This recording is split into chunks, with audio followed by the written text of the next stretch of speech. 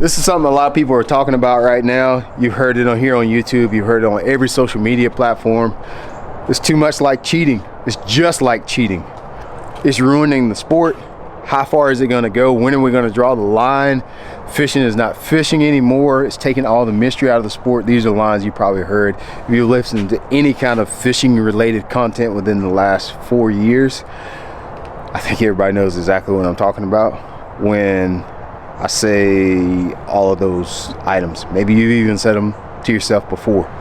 Major League Fishing has done what I would consider made the best move when it comes to technology right now.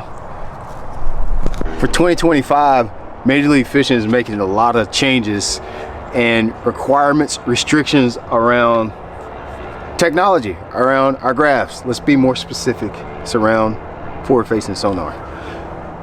It's changed the sport. That's undeniable. It really has. Whether or not you feel like it's cheating or you feel like it's this or that, you know, obviously that's debatable, and obviously, I mean, everybody's gonna have a different opinion on it.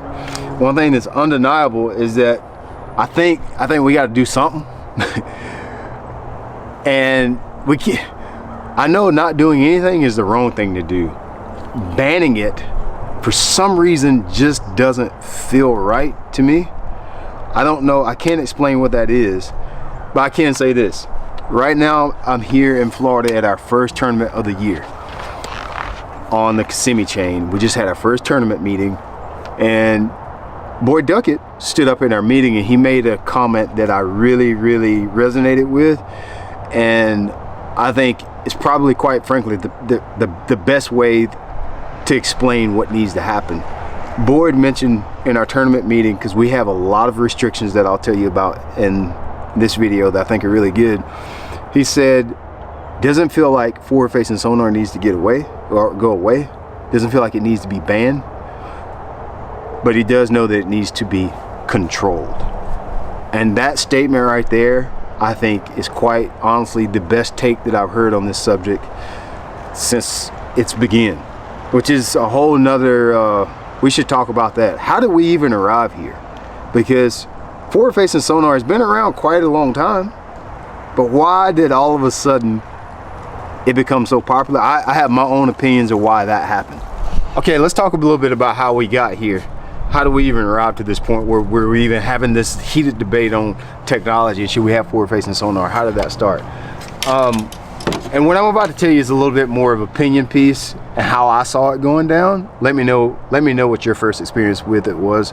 I remember forward-facing sonar showing up somewhere around 2014, 2015. I'm not sure if that's when it was introduced, but I remember a very good friend of mine that I was traveling with had it on his boat 2014, 2015. 17, 18, 19, you saw it show up. I remember Scott Martin winning, I think it was Cumberland, and it played in his tournament win at Cumberland in 2018, I think it was, or 2017. Okay, nobody really said much about it. It wasn't that big of a deal. If you ask me, I think Major League Fishing is responsible for forward-facing sonar being as popular as it is today. Let me explain what I mean by that. It'll make sense after I tell you this. Okay, think about this for a minute. Think back to maybe 2019, 2020. Do you remember when the Major League Fishing, I think they were called the Cups or Selects or whatever it was, when Major League Fishing first came on board, they created the Every Fish Counts format. Whether you like that or not, the Every Fish Counts format changed the game. There was two anglers in particular that really mastered the art of fishing that way. They were kind of like Roland Martin. You know, Roland Martin, Rick Clun, I feel like are accredited with learning the art of pattern fishing in the 70s and 80s. They would figure out a pattern and duplicate that pattern all over the lake. In my opinion, Major League Fishing starting the Every Fish Counts format made it to where you had to catch fish all day long. Let's be honest, when you fish a tournament nowadays, in your 5 fish tournaments, weigh in your best 5, most of the time you have a flurry of 2 or 3 flurries throughout the day, if you really think about it. You catch them in the morning, you maybe have a late morning lull, and then you catch them again in the afternoon, and then you don't really catch anything else the rest of the day. That sound familiar to you? Okay, with every fish counts, you can't do that. You gotta catch fish. You gotta catch fish all day long.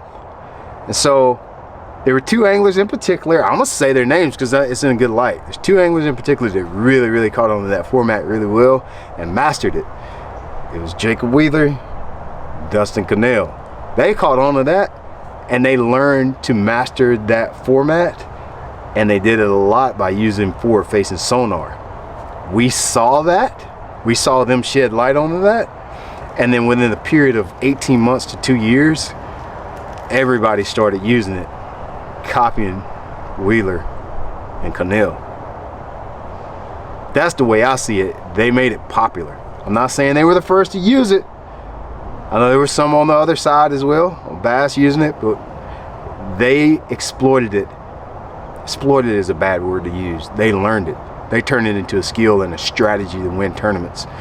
And everybody learned how to use it in their format, in their tournaments, whether it's local level, tackle warehouse, opens, and we saw this boom technology that changed everything. So really, if you think about it, Major League Fishing kind of set the pace on this to begin with. So where do we go next? What happens? We get this boom of technology, it's changing tournament fishing. The way, in my opinion, the way that tournaments are starting to be won is becoming very predictable. I think in some areas it's at least impacted the industry, tournament fishing. Kind of starting to see, you are starting to see participation drop even at the local level, because guys feel like they can't compete if they don't use technology. I'm sure you got some type of, I know a lot of people have a lot of comments and a lot of things to say about that. I understand at the local level, at the pro level, it does leave a huge gap on, you know, like it's facts versus feelings. We feel like it's doing this, but the fact is, it doesn't matter. Should we base what we do as a tournament organization from a professional league off how we feel about a product, about a technique?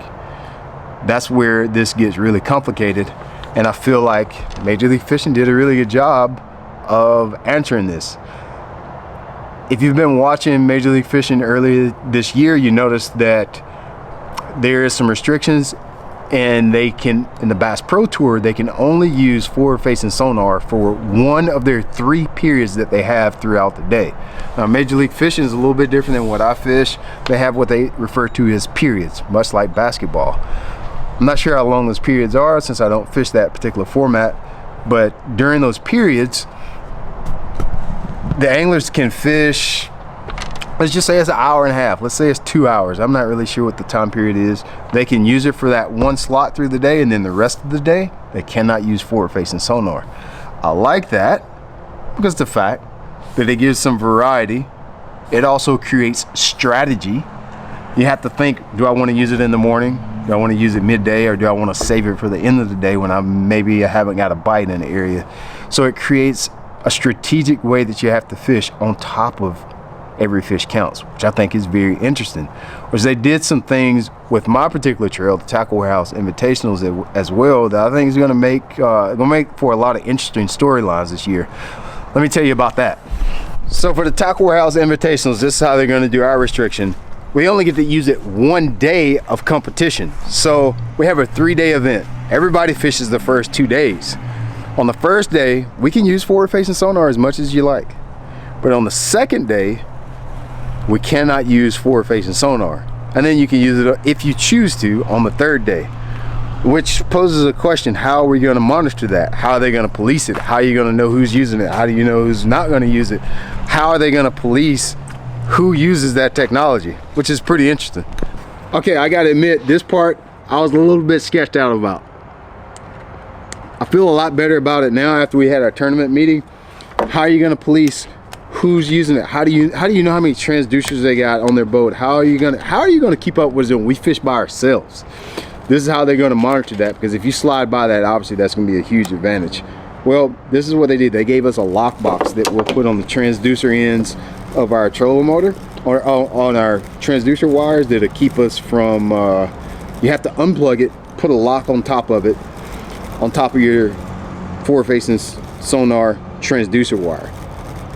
That way you can't plug it up, and at the end of the day, you have to have a lock to take that off. Obviously you could cut it off, but if you cut it off, you don't have a transducer anyway. So they have that pretty seamlessly figured out. And then we also have a camera in our boat too, so they'll be able to tell if you're doing any kind of little funny business. They actually have a camera that in real time they'll be able to check on you with.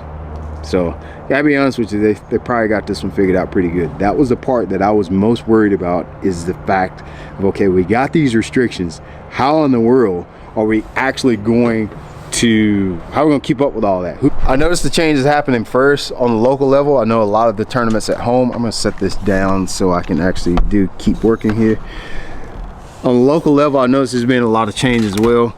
We've got tournaments where you can't use forward-facing sonar because the participation level is so low right now.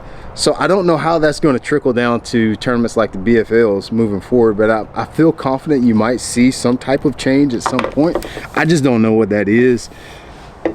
But I like this because it does add variety. All of our tournaments won't be so predictable anymore. All of our tournaments will be a little bit different. You'll see different baits play. You'll see different techniques play. You'll see more strategy involved. I think whether we know it or not, I think whether we are aware or whether we know it or not, what everybody was looking for is variety. I'm not necessarily against technology, because I mentioned I have a hard time saying just ban it, just get rid of it is the right thing to do.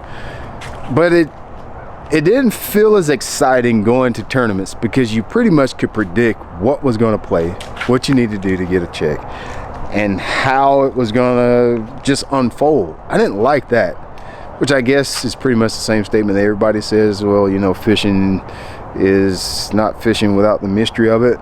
And I glossed over the fact that it's deeper than just getting a bite. It's not necessarily about the fishing itself, but it's more about just as a fan of the sport, how is this tournament going to unfold? What's going to happen when you go to Florida? What's going to happen when you go to Lake Hartwell?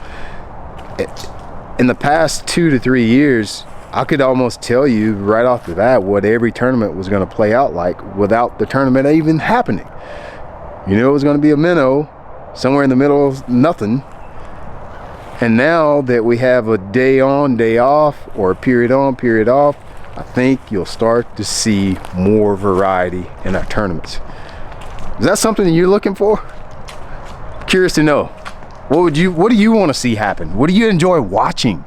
At least Major League Fishing is listening to you, and they're trying to take the right steps to give you a better product, because they want your view, they want you to watch, and they want you to enjoy. They want your kids to be fishing. I can tell you that for true. I see that. I hear the conversations about it.